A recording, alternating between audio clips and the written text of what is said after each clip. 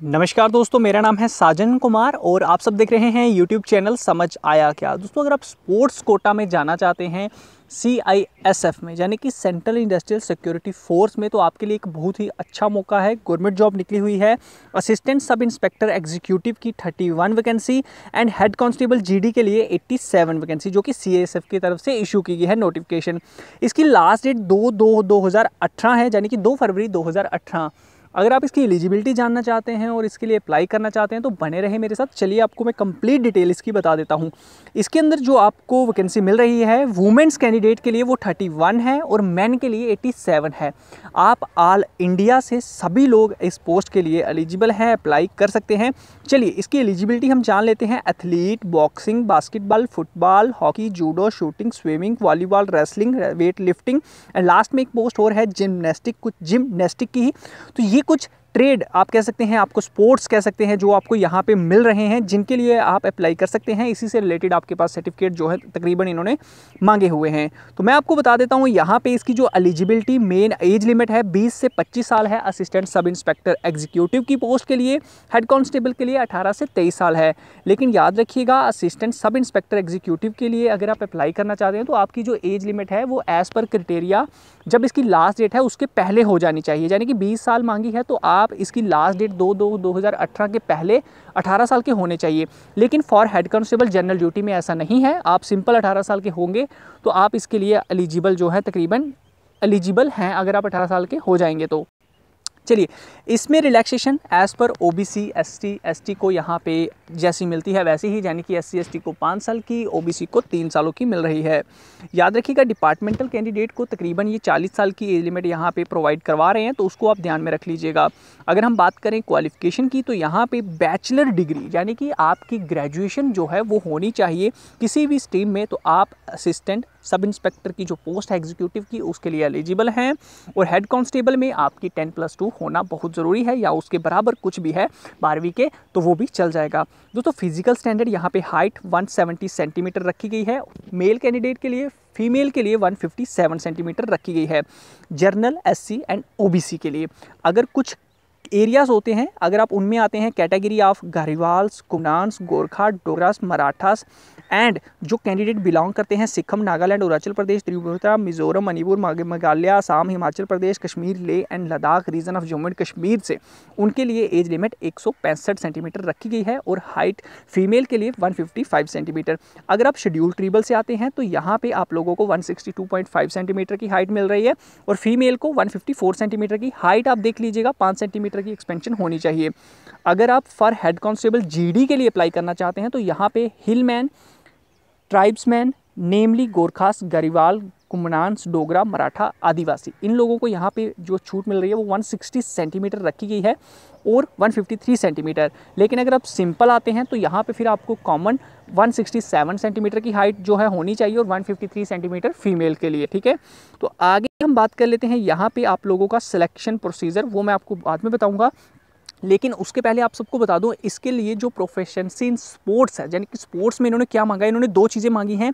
एक तो individual event आपने खेला होना चाहिए, दूसरा आपने टीम इवेंट खेला होना चाहिए। अब इंडिविजुअल इवेंट हम बात कर लेते हैं। ASI एग्जीक्यूटिव के लिए इन्होंने कहा है कि आपने रिप्रेजेंट किया होना चाहिए कंट्री को, एक मेंबर या तो सीनियर में या तो जूनियर में, लेकिन किस में, इंटरनेशनल टूर्नामेंट में अगर किया है तो आप एलिजिबल हैं इंडिविजुअल इवेंट में। ठीक है, उसके साथ इन्होंने कहा कि अगर आपके पास ये नहीं है इंडिविजुअल इवेंट में, तो आपके पास एक मेडल होना चाहिए सीनियर में या फिर जूनियर में, नेशनल गेम्स में अगर नहीं है तो, या फिर चैम्पियनशिप जो अभी लास्ट एडिशन हुई है वो हो जाए तो वो भी चल जाएगी, उसका मेडल भी आपके पास हो तो वो भी चल जाएगा। उसी के साथ टीम इवेंट में जो इन्होंने मांगा है वो कहा है कि आपने सीनियर या जूनियर में टीम को इंटरनेशनल टूर्नामेंट में जो लास्ट एडिशन अभी हुआ उसमें रिप्रेजेंट किया है तो वो भी चल जाएगा। अगर आपके पास ये नहीं है, आपने ये रिप्रेजेंट नहीं किया, तो फिर आपके पास आपने एक मेडल जीता होना चाहिए नेशनल कंपटीशन सीनियर में या जूनियर में, जो भी अभी लास्ट एडिशन हुआ उसमें।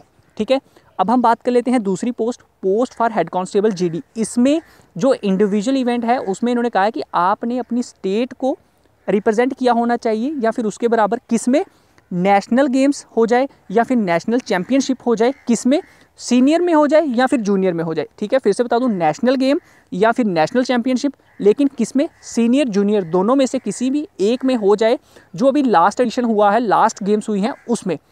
अगर आपके पास ये नहीं है तो इन्होंने कहा है, दूसरी कंडीशन जो रखी है, इन्होंने कहा है आपके पास कोई भी मेडल है इंटर यूनिवर्सिटी का, ठीक है, चैंपियनशिप जो भी लास्ट एडिशन हुई है तो वो भी दोस्तों चल जाएगी। अगर आपके पास ये भी नहीं है तो आपके पास गोल्ड मेडल है नेशनल स्कूल गेम्स का या फिर चैंपियनशिप जो अभी लास्ट एडिशन हुई है वो, तो वो भी चल जाएगा उसके साथ, ठीक है। इन तीनों में से कोई एक चीज़। उसके अलावा इन्होंने कहा है, जो टीम इवेंट इन्होंने मांगा है, इन्होंने कहा है कि आपने स्टेट टीम को उसके बराबर कहाँ पे, नेशनल गेम्स या फिर चैंपियनशिप, सीनियर जूनियर किसी में भी एक में अगर आपने लास्ट एडिशन में किया है तो वो भी चल जाएगा टीम इवेंट में। अगर आपके पास ये नहीं है तो फिर आपके पास member of medal winning team आपका होने चाहिए। आप किसी भी विनिंग टीम जिसने मेडल विन किया हो, किसमें, इंटर यूनिवर्सिटी चैंपियनशिप में जो कि लास्ट एडिशन हो, ठीक है, या तो ये होना चाहिए। लेकिन इसके साथ इन्होंने एक और चीज़ मांगी है, वो है gold medal national school games का या फिर चैंपियनशिप ड्यूरिंग लास्ट एडिशन। तो ये दो चीज़ें हैं, या फिर ऊपर वाला फर्स्ट कर लो या फिर नीचे वाले दो कर लो, तो इसमें से कोई भी चल जाएगा। तो ये कुछ गेम्स की थी। आगे आपको मैं सिलेक्शन प्रोसेस जो है इसका बता देता हूँ। इसमें ये कुछ प्रेफरेंस भी है, प्रायोरिटी जो है इन्होंने first gold winner, second winner को दी है, ब्रोंज एंड विनर्स को दी है, तो ये आप जरूर रीड कीजिएगा, ऐसे इनको पहले प्रेफरेंस मिलेगी।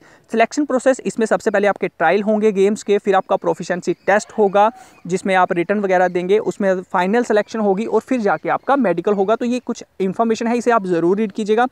दोस्तों अप्लाई करने के लिए मैं आपको लिंक दे रहा हूँ वीडियो के डिस्क्रिप्शन में PDF का, जिससे आप क्लिक करेंगे और आप PDF को डाउनलोड कर लेंगे। उसके बाद इसके अंदर आप जब इस पेज पे आते हैं यहाँ पे, तो आपको हर गेम का नाम मिलेगा, डिसिप्लिन, एथलीट, बॉक्सिंग। इसी के आगे जो पहला कॉलम है वो है एड्रेस, जहाँ पे ये आपको फॉर्म फिल करके सेंड करना है। और उसके आगे 100 रुपीज़ का जो आपने DD भेजना है इनको, उसका एड्रेस है। यानी कि इसमें 100 रुपीज़ फीस जो है वो आपने पोस्टल ऑर्डर के थ्रू जो जिस तरह से भी आप पे करेंगे वो उसका एड्रेस है। वो कहाँ पे आपने भेजना है, ये अगर एथलीट के लिए अप्लाई किया तो मुंबई, बॉक्सिंग के लिए किया तो चेन्नई, तो जो भी आपके पास पास का स्टेशन है वहाँ पे आप भेज सकते हैं। अब मैं आपको नीचे लेके आ जाता हूँ जहाँ पे इसका फॉर्म फिलिंग है। तो दोस्तों फॉर्म फिलिंग छोटा सा फॉर्म है, ज़्यादा मुश्किल तो नहीं है, फिर भी मैं आपको बता देता हूँ। यहाँ पे जो सबसे ऊपर हम देख लेते हैं, यहाँ पे हमें क्या दिया गया है। चलिए तो मैं इसको थोड़ा सा छोटा कर लेता हूँ, आपको आई होप दिख रहा होगा अच्छे से। तो सबसे पहले एप्लीकेशन है, आपने रोल नंबर जो है नहीं लिखना है, ये रिसीविंग अथॉरिटी लिखेगी। उसके बाद किस पोस्ट के लिए अप्लाई किया, बॉक्सिंग, कांस्टेबल GD या फिर एग्जीक्यूटिव की जो पोस्ट थी उसमें। उसके बाद अपना नाम, पापा का नाम, परमानेंट एड्रेस आपका होता है जो कि आपका अपना घर है उसका एड्रेस। प्रेजेंट एड्रेस मतलब जहाँ पे आप अभी रह रहे हैं, रेंट पे, हॉस्टल में, कहीं भी रह रहे हैं, जहाँ पे आप एडमिट कार्ड मंगवा सकें, जहाँ पे आपको कॉन्टैक्ट कर सकें, वो एड्रेस। उसके बाद आपने स्टेट बतानी है, सेक्स बताइए, रिलीजन बताइए, डेट ऑफ बर्थ बताइए, एज आपकी क्लोजिंग डे पे कितनी हो रही है वो यहाँ पे लिखना है, आप कितने साल, कितने महीने, कितने दिन के हो चुके हैं। उसके बाद हाइट है, चेस्ट है, सेंटीमीटर है, नॉर्मल फैलाने के बाद कितनी है वो बताइए। उसके बाद आप किस कैटेगरी से बिलोंग करते हैं, और नीचे है कि आप हिलमैन हैं या वुमेन हैं वो आप बता दीजिएगा। उसके बाद आपने कौन सा गेम इवेंट खेला है वो बताना है, स्पोर्ट्स अचीवमेंट कौन सी है, और आप कौन से इसके साथ डॉक्यूमेंट्स लगा रहे हैं, 1 2 3 जितने भी आपने लगाए वो यहाँ पे मेंशन कीजिएगा। उसके बाद ये पोस्टल ऑर्डर नंबर, मतलब जो आपने पेमेंट की उसका एक नंबर होगा, आपको पोस्टल ऑर्डर नंबर मिलेगा, वो आपने पूरी डिटेल, कितना अमाउंट पे किया, किस डेट को किया, क्या उसका नंबर है, पूरी आपने यहाँ पे डिटेल दे देनी है। नीचे अपना नाम लिख के सिग्नेचर कीजिएगा और प्लेस डेट लिख के फॉर्म को सेंड करने की कोशिश कीजिएगा। ये नीचे नो ऑब्जेक्शन जो सर्टिफिकेट है जो गवर्नमेंट एम्प्लॉयज़ होते हैं उनके लिए है, ये आपने फिल नहीं करना है, और नीचे भी आपने फिल नहीं करना है। उसके साथ यहाँ पे एडमिट कार्ड है, ये आपने फिल करना है, name, father name, postal address, identification mark यानी कि आपके शरीर पे कोई निशानी, कोई तिल, कोई कट कुछ भी है तो वो बता दीजिएगा। बाकी आप किस कैटेगरी से बिलोंग करते हैं, वेदर, हिलमैन, ट्रिप्समैन जो भी हैं वो बताइए। यहाँ पे फ़ोटो लगा दीजिएगा अपनी, और अपने साइन कर दीजिएगा, सेल्फ अटेस्टेड अपने फ़ोटो जो है वो लगानी है। आपने फ़ोटो के ऊपर क्रॉस साइन कर देने हैं, फॉर्म लगा देना है, ठीक है, मतलब अपने सिग्नेचर करने हैं। नीचे अपने आपने एक सिग्नेचर ऑफ कैंडिडेट अपने कीजिए, और नीचे आपने बिल्कुल भी ये फिल नहीं करना है। नीचे ये स्पोर्ट्स का सर्टिफिकेट्स हैं, आई होप इन्होंने दिए हैं, जिस भी स्टेट अपने स्पोर्ट्स से मतलब इवेंट अटेंड किया है उसके बारे में डिटेल है। तो ये फॉर्म तो आपके पास ऑलरेडी होंगे, तो वहीं आपने फ़ोटो कापी जो है इसके साथ अटैच करनी है। तो दोस्तों यही थी जानकारी, बाकी अगर कुछ रह गया हो तो आप उसे ज़रूर रीड कीजिएगा। मैं इसके लिए एक और वीडियो बना दूंगा, अगर आप कमेंट करेंगे, आपको जो भी इस पर प्रॉब्लम आएगी कमेंट कर दीजिएगा, मैं जल्दी से जल्दी जैसे ही पॉसिबल होगा आप सबके लिए वीडियो जो है लेकर आऊँगा। तो उम्मीद करता हूँ वीडियो आपको अच्छी लगी होगी, अगर अच्छी लगे तो शेयर एंड लाइक ज़रूर कीजिएगा। लाइक होगा मुझे हौसला देने के लिए, शेयर होगा दूसरों की मदद करने के लिए। ओके फ्रेंड्स, समझ आया क्या?